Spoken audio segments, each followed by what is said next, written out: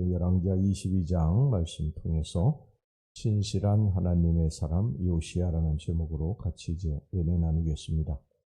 때는 요시야 왕 즉위 18년, 요시야의 나이가 26살 때의 일입니다. 이때 유다 왕국의 주변 정세는 새로운 국제 질서가 재편이 되고 급박하게 돌아가던 때였습니다. 즉 주전 626년에 당시 중근동의 초강대국이었던 이 아수르의 아술바니팔이 사망함으로 인해서 유다 왕국은 이 아수르의 손아귀에서 서서히 벗어나게 됐습니다. 뿐만 아니라 신바벨론 왕국의 창시자인 이 나보폴라사는 점점 이제 쇠퇴해가는 이 아수르를 압박해 오고 있었습니다. 사실 주전 612년에 아수르의 수도인 니느웨가 신바벨론에 의해서 함락이 되고 이후 주전 610년에는 아수르의 이 하란마저도 정복을 당해서 아수르는 더 이상 이제 남유다 왕국에 영향력을 행사할 수 없는 그런 종이 호랑이가 되고 말았습니다. 이 구바벨론도 신흥 강대국으로 내리막길을 걷고는 있었지만 한때 세계를 호령했던 이 아수르라고 하는 제국과 일전을 치러야 하는 지경에 있었기 때문에 이들 역시도 남유다에 어떤 관심을 가질 수가 없었습니다. 요시야 왕이 이런 국제적인 벽병기 속에서도 국내 문제에 관심을 갖고 선정을 베풀 수 있었던 이유는 바로 이런 국제적인 배경이 작용했기 때문입니다. 유다 왕국의 3대 현왕을 들라고 하면은요, 4대째 왕인 여호사밧, 또 13대 왕인 히스기야, 그리고 16대 왕인 오늘 여기 본문에 나오는 요시야를 들 수가 있습니다. 이 요시야 왕은 유다 나라의 마지막 선왕이었고 또 현왕이었습니다. 여기 본문에 보면 국운이 쇠락해가는 유다 왕국에서 마지막 이제 선정을 베풀고 꺼져가는 여호와의 신앙을 회복하기 위해서 갖은 노력과 열성을 다한 훌륭한 통치자 요시야의 선정에 대한 그런 내용이 여기 자세하게 언급이 되고 있는데 이제 본문을 좀 살펴보면서요 같이 이제 은혜를 나누도록 하겠습니다. 첫 번째, 이 요시야는 어떤 사람이었느냐? 주의 전을 사모하는, 주의 전을 사랑하는 열심히 아주 뛰어났던 사람이었습니다. 4절에서부터 7절까지 오늘 본문의 말씀 보겠습니다. 너는 대제사장 hil기야에게 올라가서 백성이 여호와의 성전에 드린 은, 곧 문 지킨 자가 수납한 은을 계산하여 여호와의 성전을 맡은 감독자의 손에 넘겨 그들이 여호와의 성전에 있는 작업자에게 주어 성전에 부서진 것을 수리하게 하되 곧 목수와 건축자와 미장이에게 주게 하고 또 제목과 다듬은 돌을 사서 그 성전을 수리하게 하라. 그러나 그들의 손에 맡긴 은을 회개하지 말지니 이는 그들이 진실하게 행함이니라. 이 요시야가 왕이 된 후에 서기관 사반을 시켜서 대제사장 hil기야로 하여금 성전을 정화하도록, 성전을 수리하도록 그렇게 지시를 했습니다. 사실 히스기야 이후에 이 므낫세와 아몬의 통치기를 거치면서 유다 왕국은 무려 57년 동안 온통 우상천지가 되어버리고 말았습니다. 심지어 이 거룩하신 하나님의 성전 마당에 1월 성신을 숭배하는 우상을 세웠으니까 유다 왕국의 우상 숭배는 아마 극에 달했다고 볼 수가 있죠. 그러니까 어느 누구도 하나님의 성전을 돌보고 정결케 할 엄두를 내거나 관심을 갖는 사람은 한 사람도 없었어요. 그런데 요시야 왕은 그렇지 않았습니다. 그는 철저하게 우상을 타파하는 데서 만족하지 않고 우상 숭배로 인해서 소홀해지고 허물어진 거룩하신 하나님의 성전을 수축하고 수리하는데 온 심혈을 기울였습니다. 이런 요시야 왕의 성전을 향한 열심은요, 아사와 요아스 왕 이후에 무려 200여 년 만에 처음 있는 일이었습니다. 그러니까 이때 예루살렘의 성전이 형편이 어떠했는지 가히 짐작하고도 남음이 있습니다.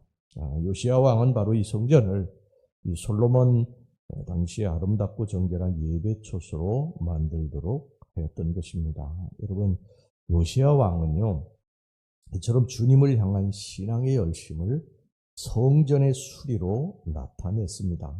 사실 성전을 사랑하는 사람, 성전을 아끼고 사랑하는 사람, 그래서 성전에 늘 발걸음을 옮기고 성전에서 기도하기를 즐겨하고, 그리고 성전에 망가진 것들을 고치고, 또 성전에 굳은 일들을 하고, 성전을 청소하고, 또 성전에 모이는 것 기뻐하고, 성전에서 일하는 제사장들을 사랑하고, 이런 사람들은 하나님을 사랑하는 사람들이에요. 하나님을 사랑하지 않고서는 절대 여러분 이런 일을 할 수가 없습니다. 여러분들이 성전을 사랑하십니까? 그러면 하나님 사랑하는 사람입니다. 여러분 이 척도는 거의 틀림이 없어요. 하나님을 사랑하는 사람은 성전에 모이기를 힘쓰고 성전에서 일하는 그러한 사람들 사랑하고 성전의 굳은 일들을 다 하게 됩니다. 자, 그 다음에 두 번째, 이 요시야 왕은 죄를 철저히 자복하고 회개할 줄 아는 사람이었다. 자, 11절 말씀 보겠습니다. 왕이 율법책의 말을 듣자 곧 그의 옷을 찢으니라. 이 허물어진 성전을 보수하다가 율법책이 발견이 됐습니다. 이 율법책은 원래 이 언약궤 옆에 이게 보관하던 그러한 것이었는데요. 므낫세 당시에 극심한 배교와 우상 숭배로 인해서 누군가가 아마 이 율법책을 담벼락에 숨겨놓았던 것 같아요. 거기 있으면 다 찢어버리고 불살라버릴 것 같으니까 담벼락에 숨겨놓았던 것이 이때 발견이 된 것입니다. 이 서기관 사반이 이 발견된 하나님의 말씀 율법책을 요시야 왕 앞에 펼쳐놓고 읽었습니다. 거기에는 이스라엘 백성들의 우상숭배 죄악과 그 회개를 촉구하는 내용이 거기에 기록이 되어 있었어요. 요시야 왕이 이 하나님의 말씀을 듣고요. 그 말씀 앞에서 자기 자신이 하나님 앞에 회개해야 되는 생각, 무릎을 꿇고 그리고 철저하게 회개했어요. 이때 왕의 체면, 어떤 왕의 존귀 이런 거 없었습니다. 그냥 하나님 앞에 무릎을 털썩 꿇고 옷을 찢고 철저하게 회개하는 것 외에는요, 요시야가 아무것도 하지 않았습니다. 여러분 이렇게 요시야 왕은요, 하나님의 말씀 앞에서 겸손히 자신의 죄를 돌이켜볼 줄 아는 자였고, 또한 철저하게 회개할 줄 아는 열린 심령을 가진 사람이었습니다. 여러분 우리도 하나님의 말씀을 이렇게 읽을 때, 또 하나님의 말씀을 들을 때 이것이 나에게 주시는 하나님의 말씀이라고 믿는 사람이 복 있는 사람인 것을 믿습니다. 이 말씀이 그냥 4,000년 전에 2,000년 전에 그냥 사람이 기록한 책이다. 그냥 좋은 우리들의 어떤 윤리적인 그런 삶을 가르쳐주는 그러한 책이다. 이렇게 생각하는 것이 아니라 이것이 나를 향해서 주신 하나님의 음성이다. 여러분 이렇게 생각하고 하나님의 말씀을 읽고 때로는 하나님의 말씀이 우리를 위로하시기도 하시지만 때로 지적하시기도 하시거든요. 찌르기도 하세요. 그래서 많이 아프고 하나님의 말씀을 읽을 때 내가 정말 잘못 살았구나 하나님 앞에서 이렇게 회개할 줄 아는 그런 사람이 복 있는 사람인 줄로 믿습니다. 요시야는 하나님의 말씀을 들을 때 이게 나에게 주신 하나님의 음성이구나. 그러고서 그냥 그 앞에 무릎을 꿇은 것입니다. 여러분 이런 온전하고 겸손한 자세로 성경을 대하는 저와 여러분들이 될 수 있기를 주의 이름으로 축원합니다. 그 다음에 이제 마지막으로요, 이 요시야는 하나님을 두려워할 줄 아는 사람이었어요. 자, 13절 말씀을 보겠습니다. 너희는 가서 나와 백성과 온 유다를 위하여 이 발견한 책의 말씀에 대하여 여호와께 물으라. 우리 조상들이 이 책의 말씀을 듣지 아니하며 이 책에 우리를 위하여 기록된 모든 것을 행하지 아니하였으므로 여호와께서 우리에게 내리신 진노가 크도다. 율법책에 기록된 말씀을 들은 요시야 왕은 이 말씀이 유다 왕국에 자신의 왕국에 그대로 실현될 것인지 하나님께 묻도록 지시했어요.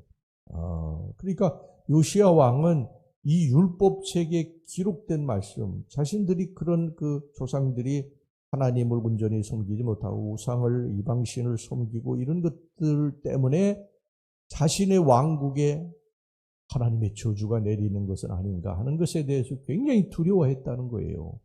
여러분 우리가 하나님 앞에 범죄하면 우리가 하나님 앞에 잘못하면 하나님이 우리를 심판하신다는 것에 대해서 굉장히 우리들이 두려워할 줄 알아야 된다는 거예요. 여러분, 우리는 하나님 앞에 죄를 짓고도요, 그 죄에 대해서 심각성을 갖지 않을 때가 참 많아요. 그냥 늘 내가 행하던 일이니까. 그리고 악의 길로, 죄악의 길로 가는 거예요. 하나님 앞에서 우리들이 이렇게 보면 잘못하는 것들이 있지 않습니까? 여러분, 우리가 자식을 키울 때 보면 자식이 이렇게 하면 안 되는데 이러는 것들이 있지 않습니까? 그런데 계속 그 길로 가는 거예요, 자식이. 그러면 반드시 부모가 어릴 적에 그 휘초리로다가 그것을 다스리게 되는 것이죠. 이 아이는 그것에 대해서 심각하게 생각하지 않는데 부모가 보면 그게 아니에요. 심각하게 거기에 대해 체벌을 하고 제재를 가하게 되는 것이죠. 우리가 하나님 앞에서 똑같아요. 하나님 앞에서 우리들이 잘못하고 범죄했는데도 하나님을 두려워하지 않으면 반드시 하나님께서 그것에 대해서 우리들에게 어느 순간에 징계를 하신다. 이것을 항상 기억하시기를 바랍니다. 하나님을, 사랑의 하나님으로 우리들이 늘 기억하고 있지요. 물론 하나님이 사랑의 하나님이 있습니다. 우리가 잘못해도 우리들 허물이 있어도 하나님이 우리를 용서하시고 또 기다려주시고 참고 그러시는데 언제까지 그러시는 건 아니죠. 우리가 하나님 앞에 잘못했을 때 내가 잘못했구나. 오늘 요시야 왕이 우리의 조상들이 잘못했구나. 내가 하나님 앞에 잘못한 것이 있구나.